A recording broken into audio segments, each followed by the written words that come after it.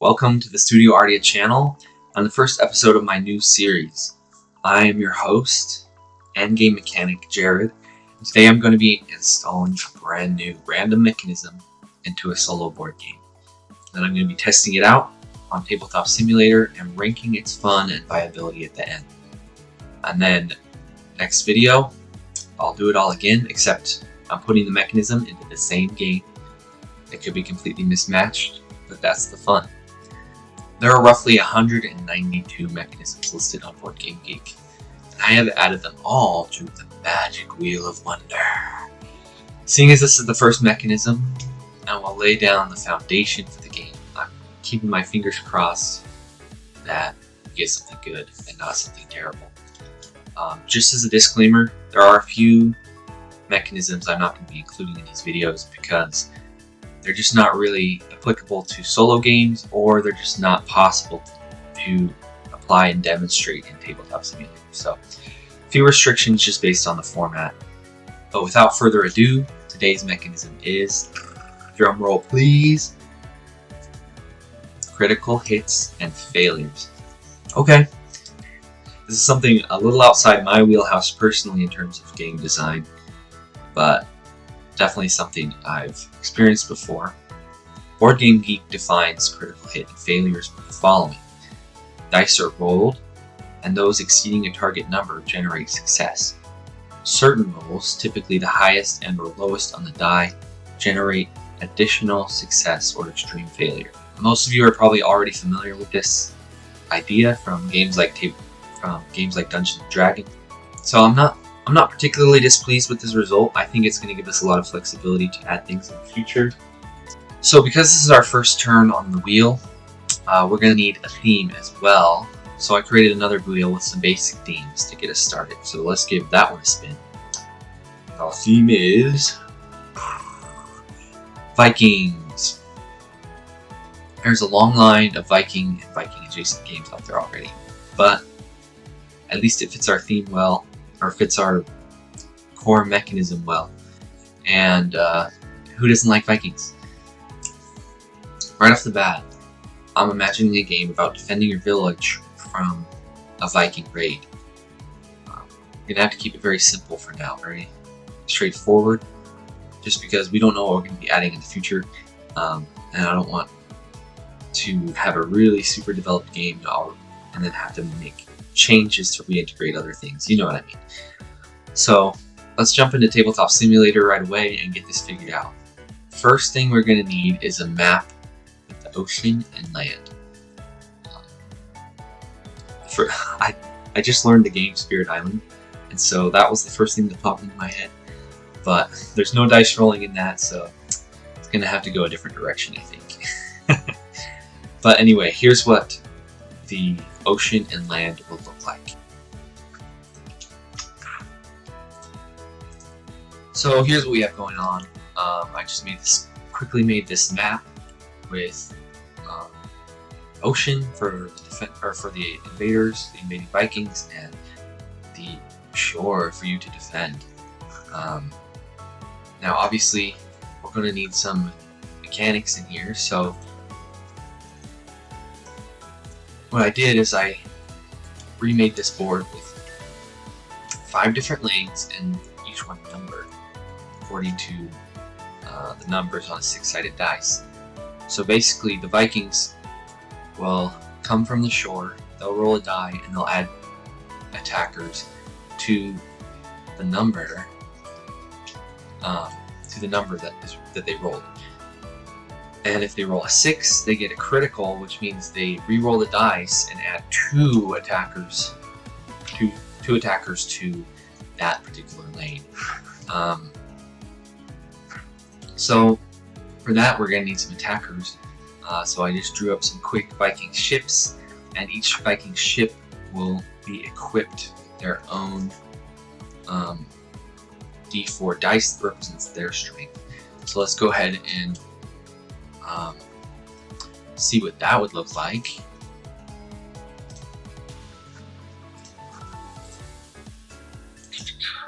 Alright, just give me a minute.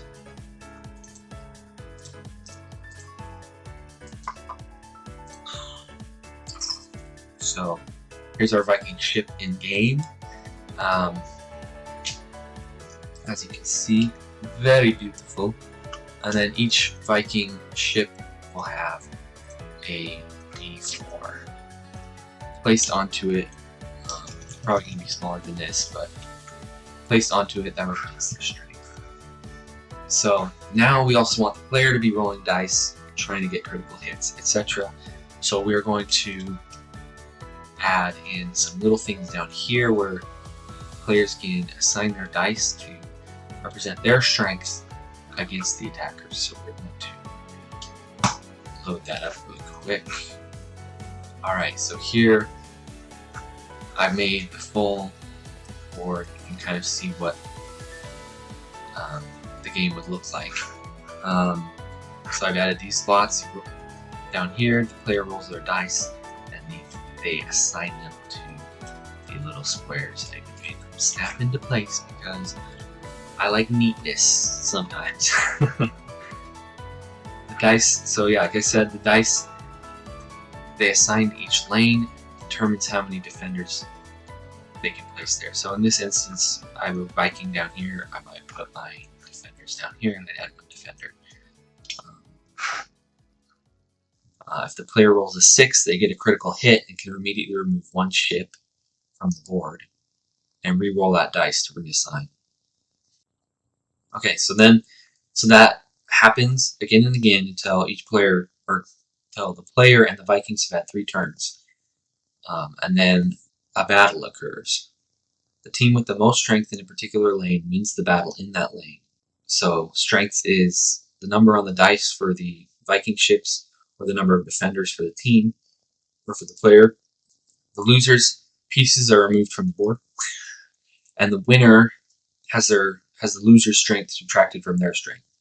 So if you have 7 defenders and the Viking attacked with a strength of 3, you would remove 3 defenders and the Viking ship would get removed.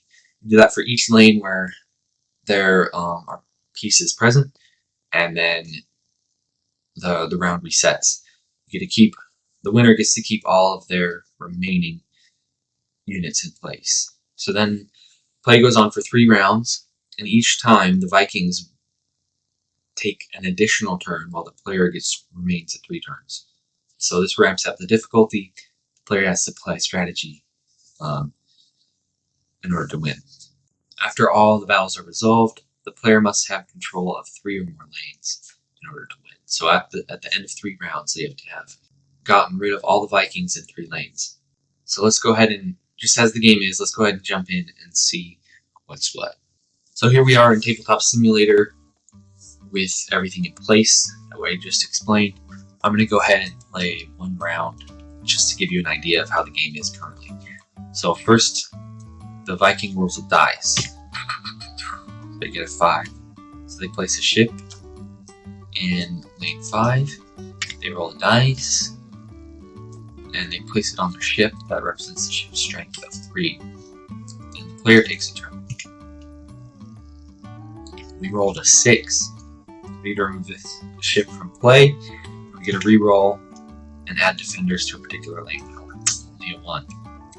So, and I have no idea where the ships are going to come next, so I'm just going to add this lane 1. And the Vikings take their turn. They rolled a 1. Alright, we made a good choice. Roll a d4. And they have a strength of 1, equally matched. Okay, and I can't assign new dice to this while there's a die here. I got a 5. And that's tough because, I have no idea where they're going to come from. But I'll just split the difference and go right in the middle. So now we get 5 defenders here in the middle. We gotta cross our fingers for a 3. That's a 1 again. Okay, so a ship gets added to number 1. See the ships coming in. Roll a d3, d4, and it's a 1. Well, we're getting lucky with the Viking rolls.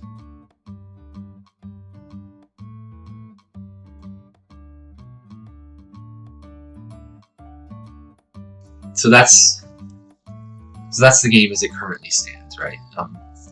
I could do one more round to finish it, but the game is not complete yet, so I'm not even going to bother.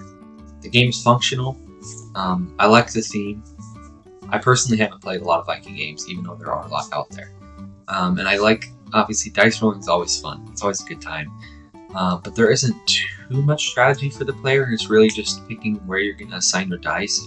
But I'd like to add additional options for the player, additional dice play, because seeing as critical hits is our main mechanic currently, we're going to try to stick mostly to dice play with the additions we had. So after some brain storming, some mental thinking time, I added these 3 rules. So 1, if the player decides, or if the player assigns a die to a lane where the number of existing defenders exceeds the value on the die, they double their defender output. So if there's 3 defenders already at a location, I assign a die for 1. Then I get to add 2. I double the 1 to 2. Number 2, the player gets 1 reroll for every lane in which they have unopposed defenders. So if I've got a lane with, you saw it in the video, with like 5 defenders and no ships, then I can get a reroll on one of my dice if I don't like the result. However, each die may only be rerolled once, and that value is locked in. So you're not, you can't pick the best one. You get the reroll. 1s are critical fails, going back to our core mechanic. So those cannot be rerolled and must be assigned to a location. And then the 3rd rule is at the end of the round, players may move up to 2 remaining defenders 1 space in either direction. So now with those rules added, let's go ahead and look at another game. And so now we're going to play the game again and see if our rules made a difference. So starting right off the bat, Vikings roll. They get a 2. Let's roll their strength. 2 strengths on 2. We will roll to combat. We get a 3, so it seems obvious to me we just put it right there. We don't earn any rerolls. We don't have any existing defenders, so that's not right now. This mostly is applicable for later rounds. Oh, that's not what I meant. Well, okay, it was a 1. You saw that. I was just distracted by the fact that these guys were jumping. So they get dice or a ship added to level 1, and it's a strength 2. Roll our dice. We get a 2.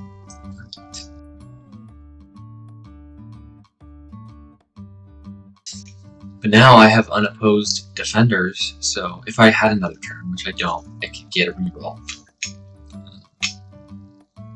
Now let's just zoom in here, and we'll complete the battles.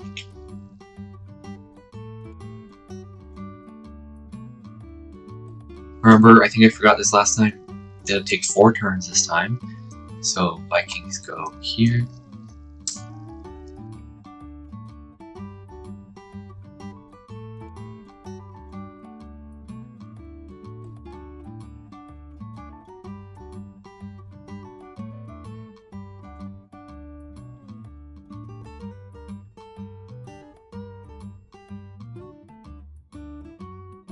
Okay, so now we have 3 unopposed defenders. Crazy. So we have 3 rerolls, so we basically have 6 dice. I was doing that kind of hazily earlier, but that's how it's supposed to work.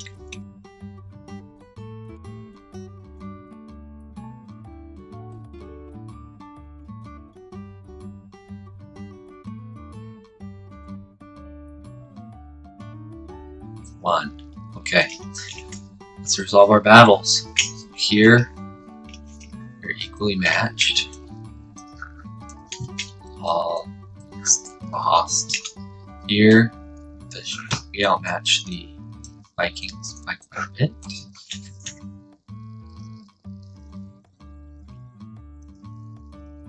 Here, the Vikings have a strength of 3, so once again,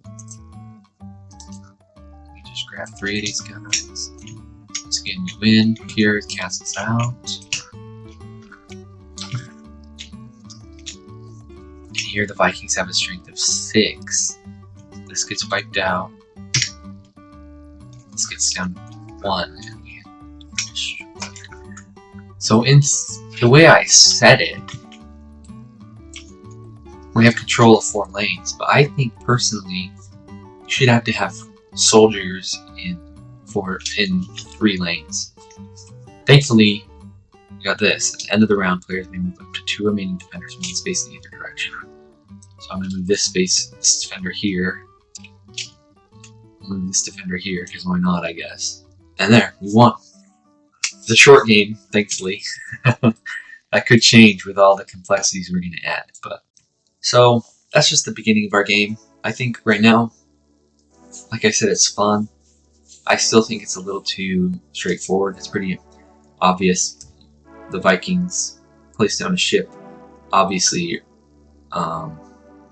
when you roll, you're going to put down your units there most of the time, which is fine. But like, we want to have some interesting choices for the players to make. So that's going to knock it down a little bit. But I do like the way it looks. I like the way it feels as a game. I think it has potential. In terms of fun, I'm going to give it a 6. I had a lot of fun making it, so maybe I'm a little biased, but I think it does have some fun elements to it. In terms of viability, I'm probably also going to give it a 6. Like, this is not too far from something I could see being published in as a lighter game to a more, to a more lighter game crowd. However, there's not a lot of market, I think, for people that play solo games, but also like games that are just simple. I think people that are so into board games that they're playing games by themselves like the more complex, more advanced games. But I also do think it has some potential. It could be developed, and talking about a product, I think this could easily be adapted into something that was cooperative. Just add a little bit more mechanically going on, and then maybe have, you have different players that could add their, roll dice and add soldiers to the board, and maybe each player can have their own little action or something like that. Unfortunately, all that potential, we don't get to see where it goes. The next thing we add is completely at random, according to the magic wheel, and my little game's going to get ruined. It's inevitable. I'm excited to see where this goes. Hopefully we get something really spicy next round, something that kind of clashes with what we have already, so that I really have to think, maybe rework some things. Hopefully you enjoyed the video. Hopefully you learned a little bit about my process of designing games, and can't wait to see you for more. Thanks for watching. Like and subscribe if you want to.